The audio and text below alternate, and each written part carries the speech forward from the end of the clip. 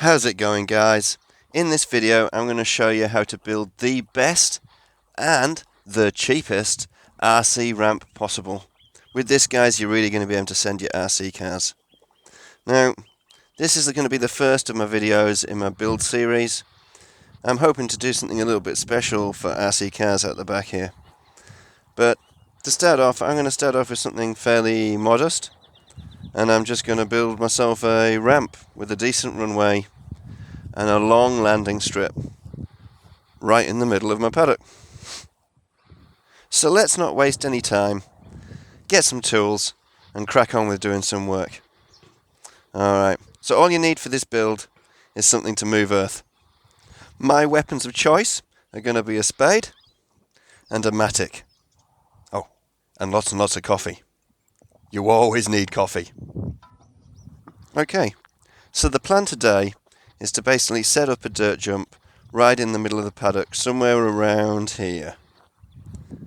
I think that should be a good spot. That will be the run up for the jump. Now I'm going to mark out a runway because I'm going to cut out all the weeds and the grass and try and level off the ground a little bit so I have a nice smooth approach to the ramp so I can build as much speed as possible. All of these bobbly things that are going to get in the way, they're no good. So they're all going to have to go. Okay, so that should be good enough for giving me a guide of where to dig. Now it's time to start the real work. As you can see here, I've already been cracking on. So as I'm clearing the runway, I'm actually killing two birds with one stone. What I'm doing is I'm collecting the soil and piling it up at the end of the runway to make my ramp. What's really important here is not to dig down deep into the soil, but just skim across the top. That way you're not leaving any big holes that are going to cause a problem that your car can get stuck in, and you're still managing to collect a lot of dirt as you're leveling off your runway, enough to make the ramp with at the end of the day. Now I've got a lot of weeds here. If I'm coming across a weed, I dig it out carefully, saving whatever soil I can, and digging up the plant and throwing it to the side because I don't want it getting muddled up with the soil that I'm using to make the ramp with. If it was to end up in the jump pile, it would stop me from compacting the jump that inevitably is going to end up with a weaker jump at the end of the day. So all of this just goes in the compost. Now, this is the most tedious part of the build, but it's worth just remembering your goal at the end of the day. You're wanting a sick ramp to do some awesome jumps, and just keep skimming off the top. Then when you've finally made a pile, you can start shaping it. Now I've already started here, as you can see, but basically shaping is just patting it and pressing it to get it as tight as possible. Now this isn't going to be my ramp, this is just really the base of what's going to be a bigger ramp. But it's really important, even at this early stage, to start pressing it down and compacting it, so you get the base of your ramp as firm and as tight as you possibly can. Then once it's nicely compacted, seal it all off by giving it a good watering.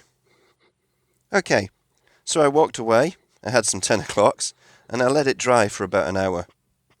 As you can see, as I've came back now, it's really quite hard. But it's not big enough. So, back to the shoveling it is.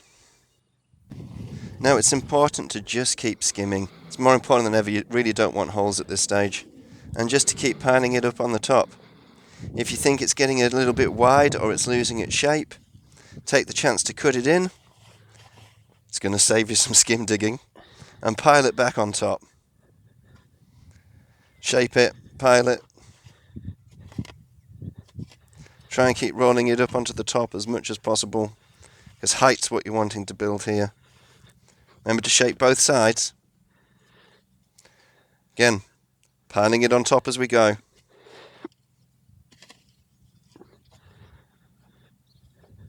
If you see any bits of loose material, plant matter, pull it out while you can. It's going to make your job easier.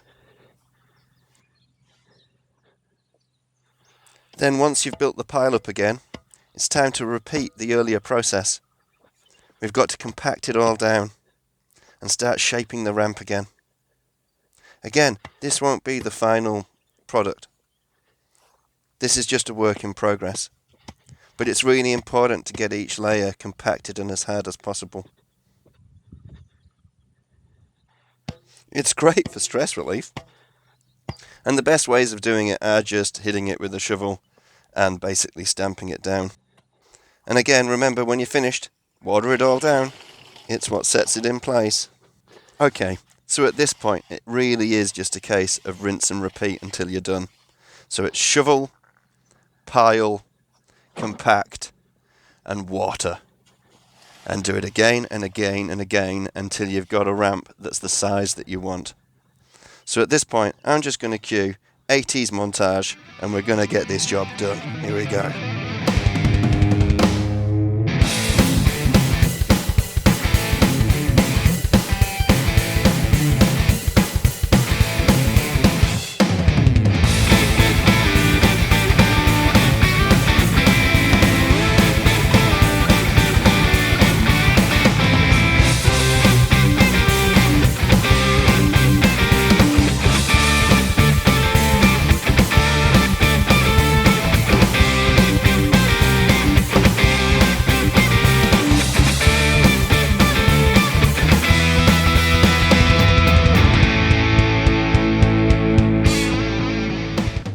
Well, thank God for the power of 80s montage. That would have been hard work. Okay, at that point I'm happy with the ramp, so I'm just going to walk away after watering it down and let it set overnight. Then hopefully tomorrow will be test day. Okay guys, so it's the next day. Hopefully the ramp will have dried out. And the only problem I've got today is trying to choose which rig I'm going to use to test out the ramp. They're all a bit too heavy, not big enough wheels. That will do. Nice, light, fast, big wheels to deal with the weeds. I reckon she's going to be perfect, guys. Okay, so this is the ramp the next day. See, it's still a little bit wet because I really soaked it down when I finished yesterday. But look how hard it is. I mean, you can hear how hard it is. It's like rock now. Alright, let's set up the cheetah and finally give this ramp a go.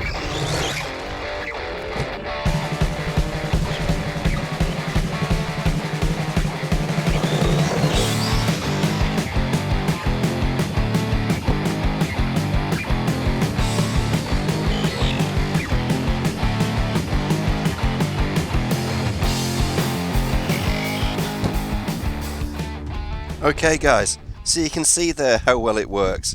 And this is a pretty modest ramp. Imagine if you took the time to build it much bigger, how far you could be sending your cars with something like this. Now the beauty with having a dirt ramp is it's never fixed. You can always change it. If you want it to be smaller, larger, have a different face to the ramp, you just take a shovel to it and you can make it whatever you want it to be. It's that simple. And as far as maintenance, this is it guys.